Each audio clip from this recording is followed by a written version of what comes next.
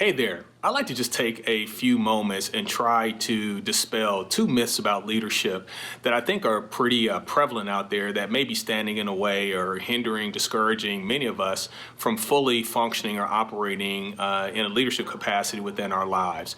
And the first one is that somehow you have to be this over-the-top, confident, charismatic personality type in order to be an effective leader. And that the second is that you have to somehow be this perfect, flawless individual to serve in a leadership capacity. Neither one of those are true, and we're going to try to confront the first of those today, which is that you have to somehow be this overly confident, over-the-top personality type. So let's take a look at Gideon, for example. Gideon was just an ordinary guy, just going about his day when God called him to lead an army. And Gideon, frankly, was a reluctant leader. He didn't want to lead. He began to challenge God, as it were, on whether or not he was really equipped and called to lead. He even fleeced God. So he kind of said, hey, God, if this is really what you want me to do, prove it to me, demonstrate it to me.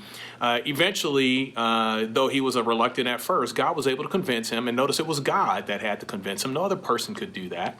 God had to convince him that, yeah, you really are equipped and capable, and the person that I'm calling on, to lead this effort. So, and another example would be Moses, right? Moses was a bit of a reluctant leader. He initially pushed back and resisted against God's call on his life to lead his people out of Egypt. And but eventually he gave in. He, again, was convinced by God, not another person, that this was something that God wanted him to do. And he ultimately began to do that.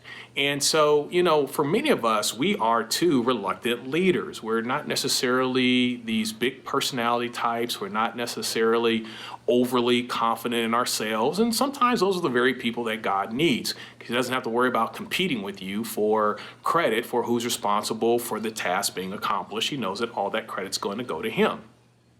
So I just want to encourage you today, if you're one of those reluctant leaders, maybe a little shy, a little bashful, maybe struggling a little bit with confidence in yourself, that's okay. That doesn't preclude you from being a leader. Ultimately, in the end, God will convince you. He'll show you that you are what he needs in this moment to accomplish what he wants to accomplish. So prayerfully, this will encourage you and inspire you to go ahead and operate, walk in that leadership calling, that leadership anointing and purpose that's on your life, okay? Think about it. God bless you.